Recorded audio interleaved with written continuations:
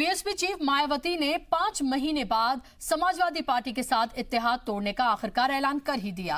उन्होंने कहा कि अखिलेश यादव अपनी पार्टी की हालत सुधारे तभी इत्तेहाद मुमकिन है और अभी इत्तेहाद पर ये मुस्तकिल ब्रेक जो है वो नहीं है। लेकिन उत्तर प्रदेश के ज़िमनी इंतखाबात में 11 सीटों पर बीएसपी अकेले लड़ेगी। उन्होंने कहा कि लोकसभा चुनाव में एसपी का बेस यानी कि यादवों के वोट ही नहीं मिले, खुद डिंपल यादव और उनके बड़े लीडरान चुनाव हार गए।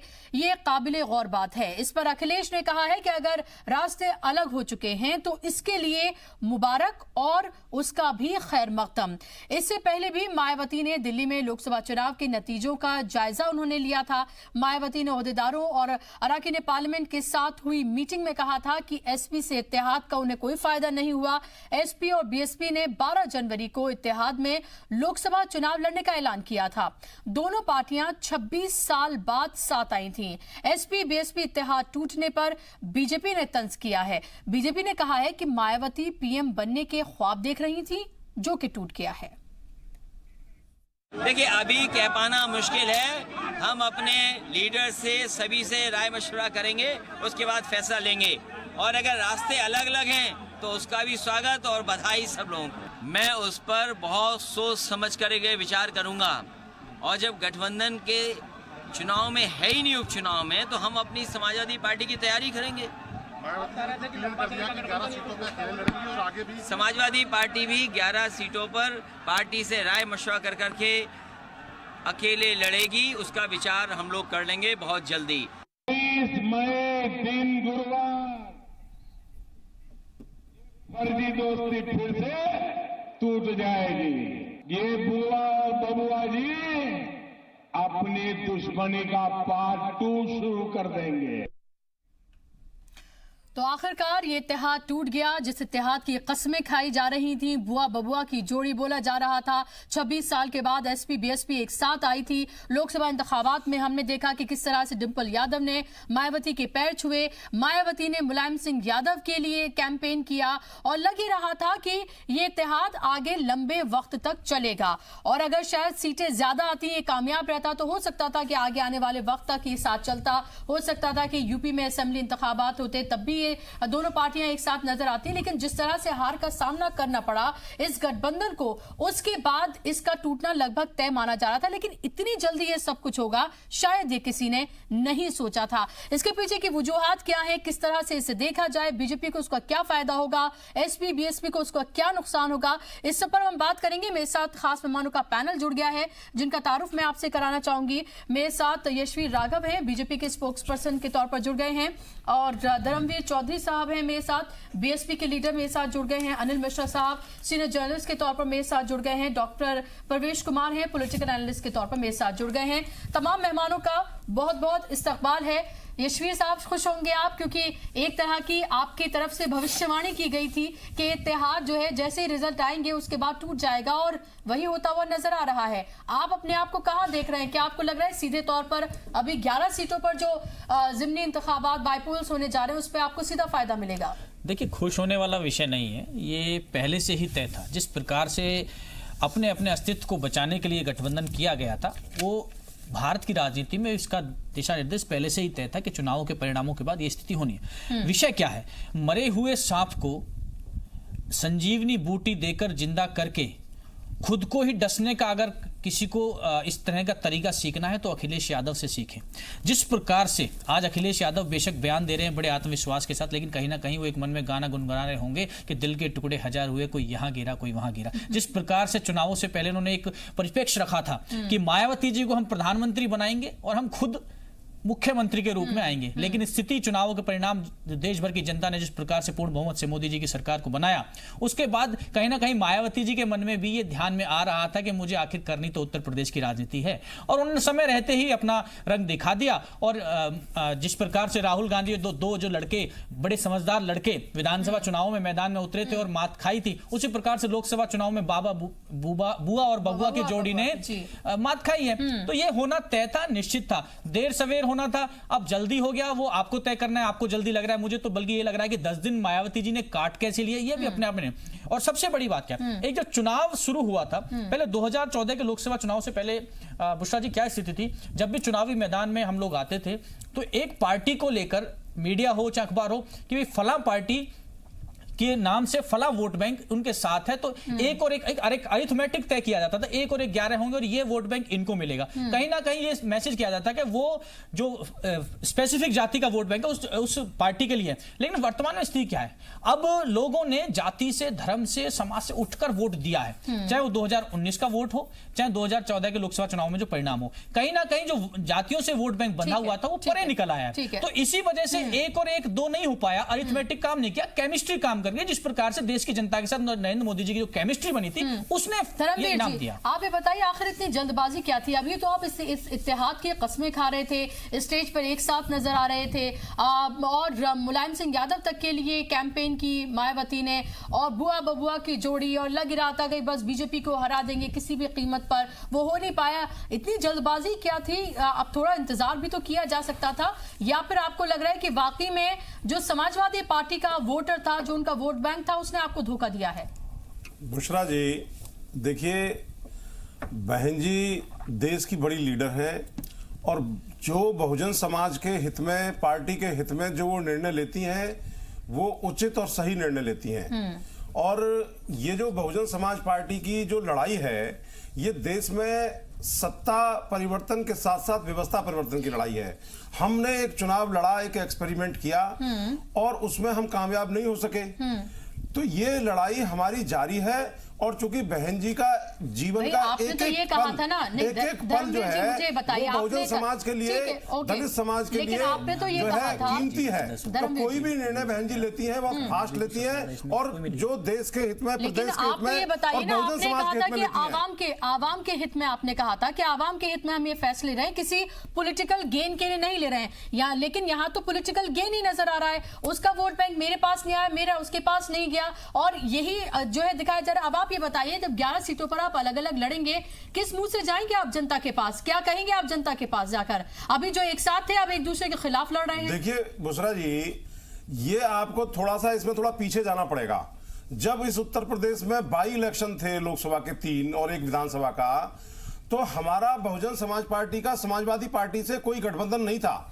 लेकिन बहन कुमारी मायावती जी पूरे देश में इस बात के लिए जानी जाती हैं कि बहन जी ने जो अगर बहुजन समाज के लोगों को एक इशारा किया तो वो वोट कन्वर्ट होगा, और उसी से ये जो फिरका प्रस्त ताकते हैं, इनको हमने हराने का काम किया और समाजवादी पार्टी के 3 कैंडिडेट जीते, चाहे वो गोरखपुर की सीट हो, चाहे वो कैराना की सीट हो, चाहे वो फूलपुर की सीट हो।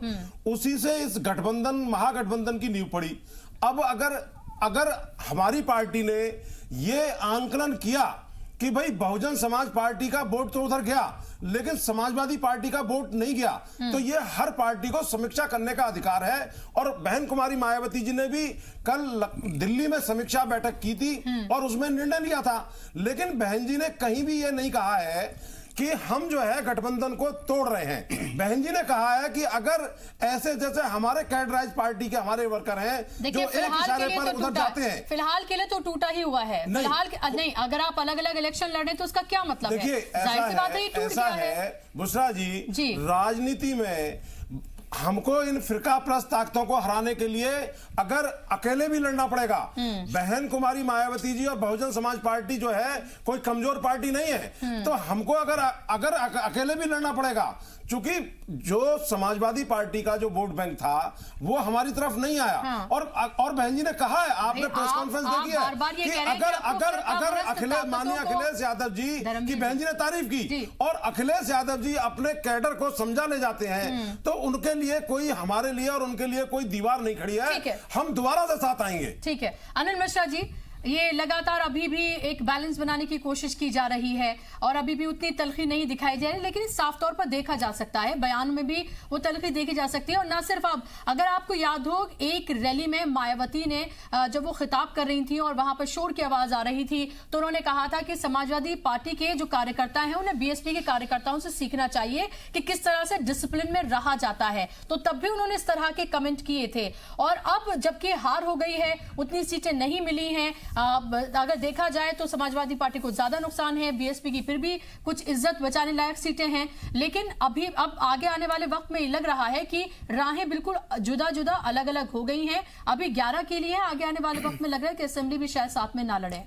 नहीं, बिल्कुल देखिए, राहें अलग अलग पूरी तरह से हो चुकी हैं। आगे मिलने की कोई भी उम्मीद अब नहीं दिखती है और न मिलेंगे जिस तरह का राजनीति। लेकिन ये सब बताने के पहले अगर हम लोग सिर्फ इतना देख लें, सोच लें, समझ लें, जो मायावती जी का अपना जीवन का, राजनीतिक जीवन का एक पूरा कैरियर है पहले दिन से आज तक, केवल उसको देख लिया जाए तो शायद सब कुछ बड़ा आसान होता है समझने में। मायावती जी का आप चरित्र देखें पहले दिन से, तो वो राजनीतिक चरित्र, तो वो केवल और केवल उसमें कहीं 0.1% का भी वो अपने छोड़ अगल बगल या किसी अन्य व्यक्ति या पार्टी या अपनी पार्टी किसी नेता के बारे में उनका कहीं कोई नहीं होता। वो सिर्फ और सिर्फ अपना फायदा देखती हैं। वो आप उनके अपने पार्टी में रहते हुए, काशीराम जी के रहते हुए, अध्यक्ष पद प्राप्त करते हुए से लेकर बीजेपी से गठबंधन, इसके पहले सपा से गठबंधन, फिर अपना अकेले आना और फिर ये आज जाके इस मुकाम पे पहुंचना। निश्चित रूप से मायावती जी अपने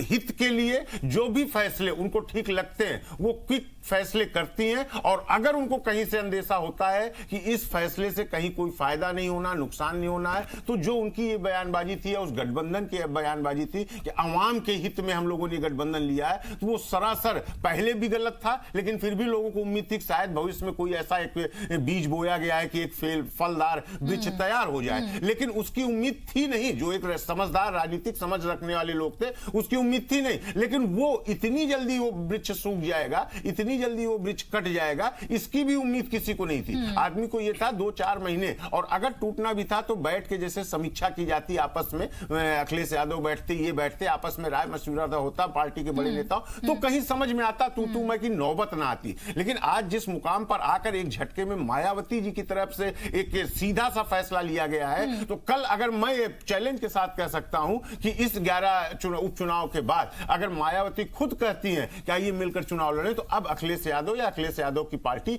दोबारा ये गलती नहीं करेगी। उसका कारण है कि अगर आप ध्यान दें, इस गठबंधन में गठबंधन पूरी तरह से फ्लॉप हुआ, लेकिन अगर 1%, 2%, 4% कहीं फायदा दिखा तो आप देखें सीधे और सीधे मायावती को दिखा। जो शून्य पर थी, जो जिनका अस्तित्व खत्म होने के कगार पर था, वो सीधे सीधे 10 सांसद सदस्य लेकर लोकसभा में अपनी उपस्थिति दर्ज कराने की एक स्थिति में आ गई। लेकिन वही मुलायम सिंह या अखिलेश यादव आप कहें, सपा पार्टी कहें, उनका अस्तित्व देखें तो कहीं ना कहीं धराशायी हुआ है। क्योंकि 5 के 5 तो वो रह गए, लेकिन उनके अपने घर के 2 मेंबर जो अपराजय माने जाते थे, अखिलेश यादव, उनकी डिंपल का हारना, तो ये अगर मायावती आरोप लगाती है कि सपा के वोट हमें नहीं मिले, तो अगर सीधा पूछ लिया जाए कि आपके वोट अगर इनको मिल गए होते, केवल डिंपल को और उनको रामगोपाल जी के लड़के को, तो धर्मेंद्र यादव को, तो शायद ये नौबत ही ना आती। तो ये जो एक इशारा किया गया है, साफ साफ इशारा है, और शायद भारतीय राजनीति के लिए अच्छा, और इन दोनों पार्टियों के लिए एक लाइन में बहुत जरूरी बोलना, इनको अब इस सोच से ऊपर आना पड़ेगा। इनको ये समझना पड़ेगा कि जनता का मानसिक स्तर ऊंचा उठ रहा है, और ये अगर अपने आप को वोटों का ठेकेदार मानते हैं, थे पहले, इसमें कोई दो राय नहीं, लेकिन अब दशा दिशा राजनीति की बदल गई है। इनको अपनी मानसिक सोच बदलनी पड़ेगी, और जात के आधार पर अगर ये सोच रहे कि आगे भविष्य है, तो कहीं नहीं है। अब इनको कहीं ना कहीं डॉक्टर प्रवेश परिदृश्य बदलने की जरूरत है। आपको लगता है कि जो मायावती कह रही हैं उस बात में कोई दम है? आपको लगता है यादवों का जो वोट जो मिलना चाहिए था, जो ट्रांसफर होना चाहिए था, वो ट्रांसफर नहीं हुआ है, और मायावती का जो वोट बैंक माना जाता है, जो कहा जाता है कि हिलता नहीं है, क्या आपको लगता है वाकई में वो पूरा का पूरा ट्रांसफर हुआ है? क्योंकि आंकड़े तो ये नहीं बताते हैं। देखिए, अभी हमारे साथी ने कहा इस बात को, जो हमारे बटे पत्रकार साथी, उन्होंने कहा कि अगर मायावती जी का वोट शिफ्ट होता तो बदायूं से धर्मेंद्र यादव नहीं चुनाव हारते, डिंपल यादव कन्नौज से नहीं हारती। या इसका मतलब कहीं ना कहीं, जैसा मैं कहता था, शुरू से कह रहा था कि ये सपनों का गठबंधन है। ये सपनों में बना लिया गया। सपना क्या था? मायावती जी का सपना था कि मैं प्रधानमंत्री देश की बन जाऊंगी, और उनको ये लगता था, अखिलेश यादव को लगता था कि ये प्रधानमंत्री जब बन जाएंगी तो सीट उत्तर प्रदेश की खाली हो जाएगी और मैं मुख्यमंत्री बन जाऊंगा। तो सपनों में एक गठजोड़ कर लिया इन्होंने, और जिसमें ये मान लिया कि ये मेरी जाति है, ये मेरी जाति है, दोनों मिल जाएंगे तो चीजें बदल जाएंगी। तो ऐसा संभव नहीं है। एक तो ये चीज है। 93 का दौर जो था, 1993 का जो दौर था, जब कांशीराम और मुलायम सिंह यादव का गठजोड़ हुआ, आप बुशरा एक उसको भी देखेंगे तो उस समय भी भारतीय जनता पार्टी के पास 2 सीटें ज्यादा थी, 177 सीटें जीत करके आई थी भारतीय जनता पार्टी, और लगभग 176 और 75 के अराउंड बसपा सपा दोनों मिलकर के जीत कर आई थी। लेकिन क्योंकि गवर्नमेंट जो थी वो कांग्रेस के समर्थन से बन गई थी, तो उस समय भी बहुत शक्तिशाली गठबंधन ये नहीं था। हाँ, लेकिन ये है कि जातीय जागृति जो थी उसको लाने का काम इन दोनों नेताओं ने किया था, और जिसकी अपेक्षा हम अब लगा रहे थे तमाम जो चुनावी विश्लेषक थे कि हाँ वहां पर बीजेपी का नुकसान होगा। लेकिन आप फिर वही समझने की जरूरत है कि 93 का दौर या उसके बाद का थोड़ा का दौर, वो उसमें बदलाव आया है। मोदी ने पूरी पॉलिटिक्स को बदला है। वो जातीयता धर्म के आधार पर राजनीति को छोड़ करके विकास की राजनीति, मुद्दों की राजनीति और देश के राष्ट्रवाद के मुद्दे पर बात करना, ये तमाम इशू जो है इस 2014 के चुनाव में और 2019 के चुनाव में, इन दोनों में बहुत अच्छे से इन्होंने काम किया और जनता को मोबिलाइज किया बीजेपी के समर्थन में। नहीं, वो बिल्कुल साफ नजर आ रहा है कि जात पात की, मजहब की सियासत जो है सब फेल हुई है इस बार, और लोगों ने सिर्फ और सिर्फ मोदी के नाम पर वोट किया है, वो साफ तौर पर नजर आ रहा है। क्योंकि जो इस तरह का एक गठबंधन माना जा रहा था, 40 से 50 सीटों का जा रहा था, वो जाहिर सी बात है कि 15 सीटों पर सिमट कर रह गया। क्या आपको लग रहा है कि अब जिसके लिए ये इत्तेहाद तोड़ा गया है, जिन 11 सीटों के लिए जिस पर अभी बायपोल्स होने वाले हैं, क्या आपको लगता है कि इस पर भी इसी तरह के मुद्दे हावी रहेंगे, या आपको लगता है क्योंकि अब मोदी फैक्टर लोगों को समझ में नहीं आएगा, क्योंकि अब उनको लगता है कि लोकलाइज मुद्दे हो सकता है कि ज्यादा उनके लिए अहम लगे, और अब योगी फैक्टर कितना काम करता है ये देखना होगा। बुशरा, ये तैयारी है 2022 के चुनाव की। मैं आपको स्पष्ट बता रहा हूं इस चीज के लिए, ये गठबंधन अब टूट चुका है। 2022 के चुनाव की तैयारी दोनों करेंगे और तीसरी कांग्रेस पार्टी भी करेगी। ठीक है, ये सारा प्रयास इसीलिए 11 पर फिर से एक्सपेरिमेंट करेंगे कि 11 में समाजवादी कितनी जीतती है, बसपा कितनी जीतती है और भाजपा कितनी जीतती है, क्योंकि इन्होंने एक होकर के और जातीय गठबंधन बनाने के प्रयास में पूरी तरह से विफलता प्राप्त करी है। यादव का वोट शिफ्ट नहीं हुआ है। आप देखिए कि जो जातियां आपस में संघर्ष करती हैं गांवों के अंदर, गांवों में अस्पृश्यता ब्राह्मण और क्षत्रिय से ज्यादा पिछड़ी जातियां, यानी कि यादव जो है या कुर्मी है, वो ज्यादा दलित को अनटचेबल समझता है। और जिस जाति से मायावती आती है, उस जाति का तो आज भी दक्षिण में घर है, आज भी उसका सेंटर में घर नहीं है। मैं गांव से आता हूं, गांव की व्यवस्था को समझता हूं।